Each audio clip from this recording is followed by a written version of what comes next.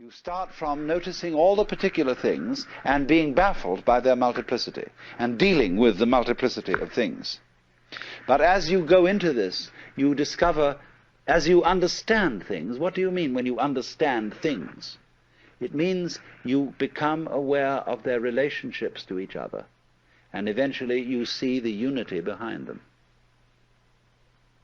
And it is as if the multiplicity of the world dissolved into unity.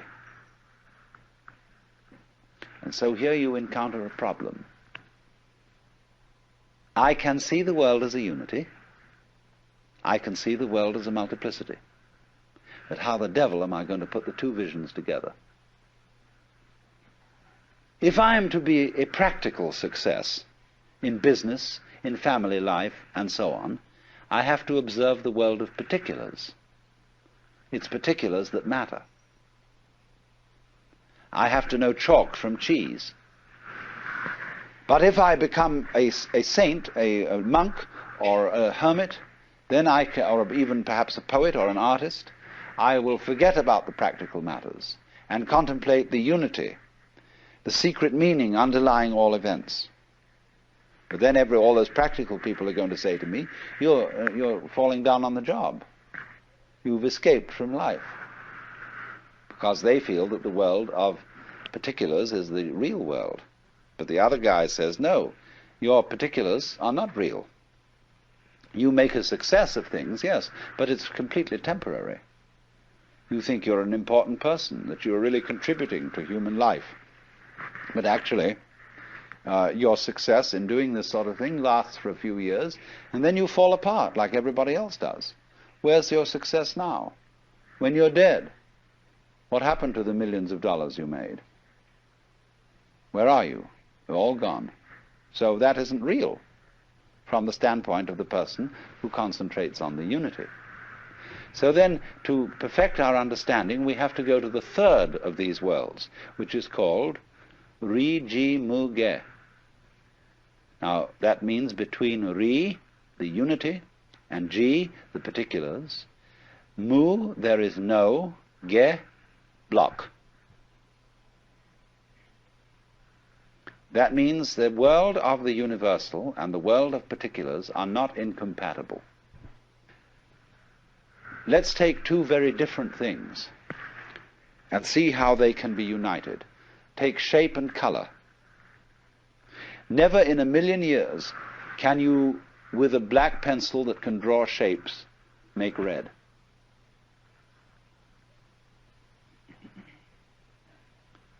But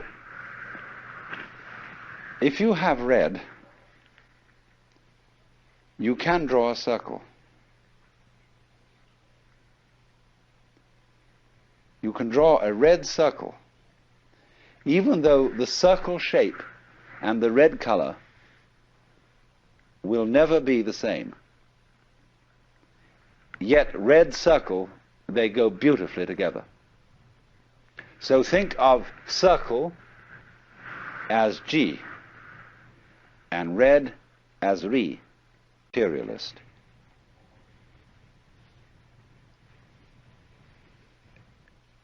Ends up by being very boring.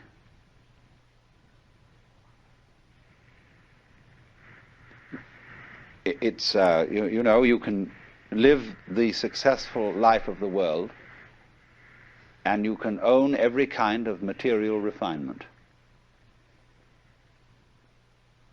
You can have the most beautiful home, delicious food, marvelous yachts and cars and everything. But if you have no touch of mysticism, it eventually is all perfectly boring, and you will get tired of it. Then on the other hand, there are people who are purely spiritual, and they live in a kind of dry world where all luxury has been scrubbed away, and they are very intense people. When you're in their presence of a very spiritual person, an excessively spiritual person, you feel inclined to sit on the edge of your chair. You are not at ease, because you know the eye of judgment is looking through you and going down into your very soul and finding that you're just a scallywag after all. And here's this absolutely sincere, this dreadfully honest and unselfish person. This is something which is always puzzling to people brought up in a Western environment, because great spiritual people are often very, very sensuous, because they can't be materialists in the ordinary sense. They can't be straight, open sensualists, because for them the world is too wonderful for that. Any way. This is the doctrine, the highest doctrine of Mahayana Buddhism, which you could call the doctrine of the mutual interpenetration of all things, or the mutual interdependence of all things. And its symbol is what is called Indra's net, that is used in the Avatamsaka Sutra. Imagine at dawn a multidimensional spider's web covered in dew. A vast, vast spider's web that is the whole cosmos, and is not only a kind of a flat thing, but a solid thing, and as solid in 4, 5, 6, and n dimensions, covered with jewels of dew, all of which have rainbow coloring, and every drop of dew contains in it the reflection of every other drop of dew. And since every drop of dew contains the reflections of all the others, each reflected drop of dew contains the reflections, you see, of all the others, and so ad infinitum. Now this is the Mahayana vision of the world, which is to say, this is relativity, that whatever exists in this world and is characterized as something particular, as a thing, as an event, as something or other, you see, as a unit, this does not exist without all other such things and events. So that you might say any one event implies all events. And all events, the total universe, past, present, and future, depends on every single member. In other words, you may say, I can understand that I depend on this whole universe. There could not be me unless there was everything else. It is harder to see the corollary of that the whole universe depends on you. You might say, well, how can that be?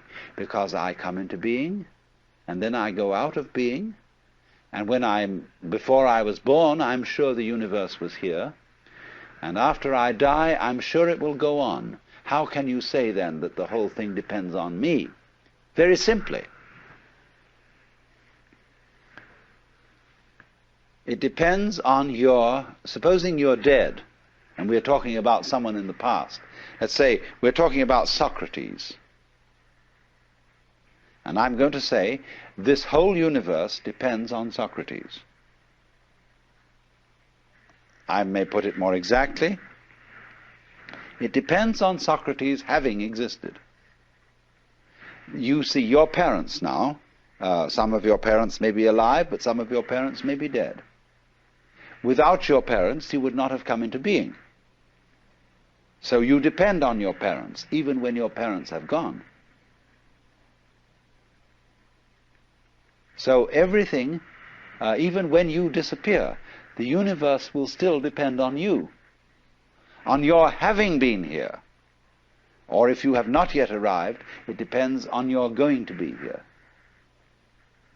So we can say, obviously, going back to Socrates, the fact that Socrates existed tells us something about the kind of world we're living in. This world once Socratized.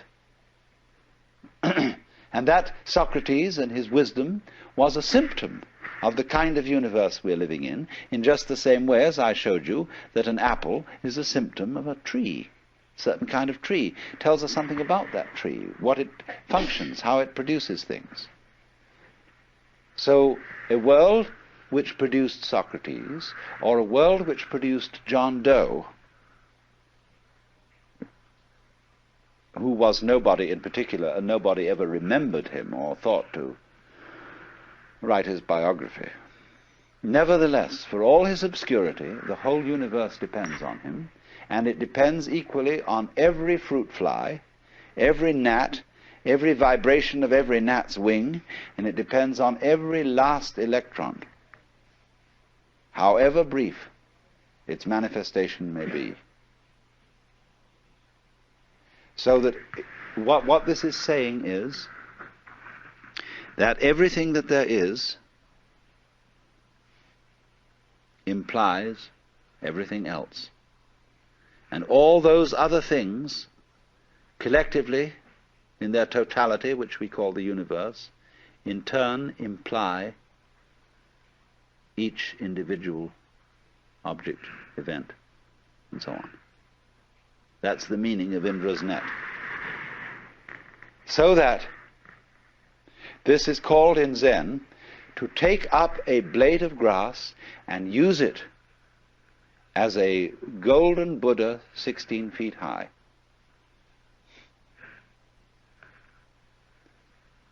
When you have a chain and you pick up a link, all the other links come up with it. You see? Because it implies, if this is a link, it is a link in a chain. If it isn't, it's just an oval piece of metal. But if it's a link, up come all other links. So if you are an event, every event, there's no such thing as a single event. The only possible single event is all events whatsoever. That could be regarded as the only possible atom. The only possible single thing is everything.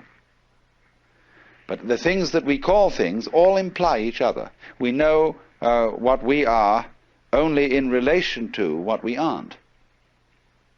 We know of the sensation of oneself only in relation to a sensation of something other. So the other goes with the self as the back goes with the front. And your life, however short, everything depends on it. If that did not happen, nothing would happen. So in this sense, the whole world bears your signature. It would not be the same world if it weren't for you. You've heard, haven't you, what is called the pathetic fallacy? This was an idea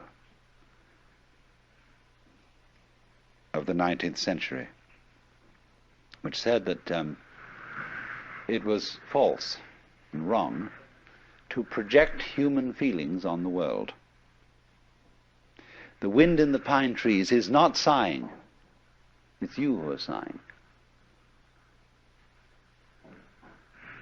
The sun is not happy. It's you who are happy when the sun shines. So don't mix up your happiness with the sun. The sun has no feeling. The sun is not human. The wind has no feeling and is not human.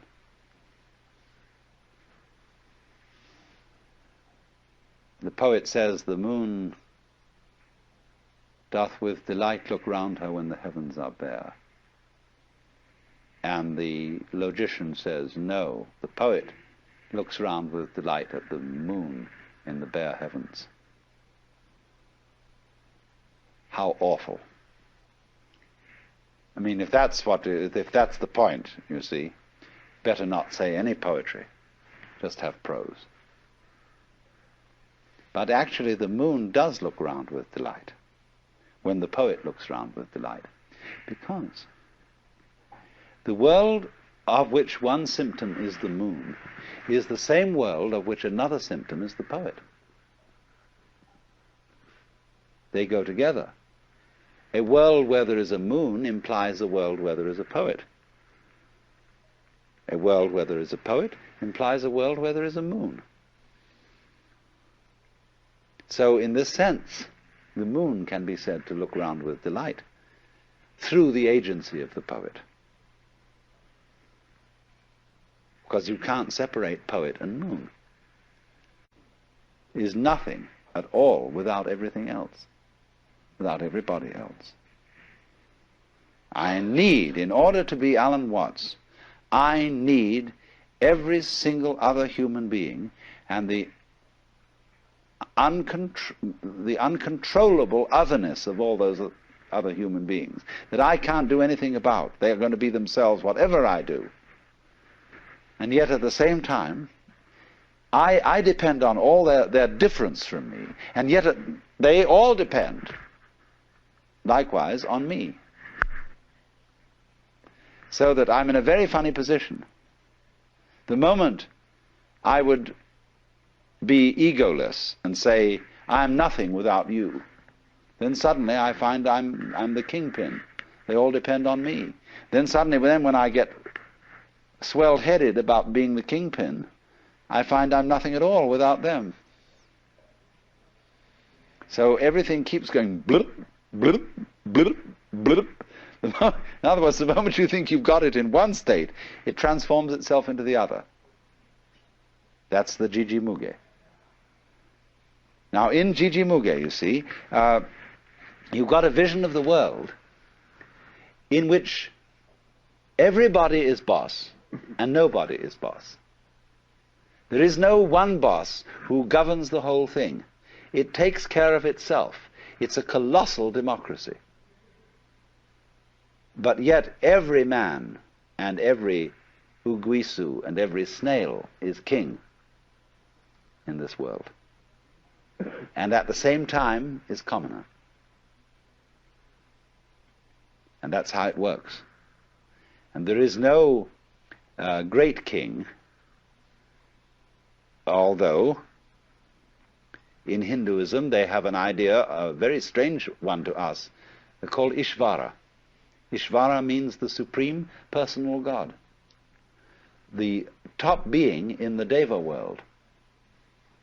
And many Buddhists believe that there is such a God. There is a ruler of the universe, but he is lower than a Buddha, because in the course of the endless cycles, Ishvara will dissolve into nothing. All gods, all angels are within the round of being. It's a very curious idea to our minds, and therefore, although Buddhists believe in God in that sense, they don't take it importantly. There are no shrines in Buddhism to Ishvara.